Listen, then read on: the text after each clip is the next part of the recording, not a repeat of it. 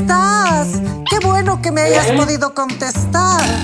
Te cuento, el susodicho me dejó. Escúchame, si tú estás en un restaurante, jamás puedes poner un sonido como esta señora naca su alma. No. Eso no se hace. Recuerda que tenemos sonidos elegantes como Mozart, Chopin, Beethoven. Ahora, otro consejo. Si te llaman por teléfono, jamás pongas altavoz, porque a la gente no le interesa. Le importan 3 pepinos tu vida. Pero eso es a la gente. Como yo soy chismosa, quiero seguir enterándome de la vida de esta señora que es tan naca. Y para eso siempre les he recomendado que saquen algo discreto. En su cartera tienen que tener utensilios que te sirvan para este momento.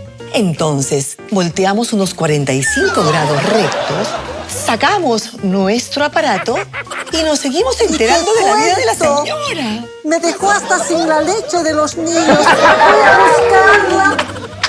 Fui a buscarlo, a pedirle la leche y me la encontré con el otra. ¿Te imaginas lo borracha que me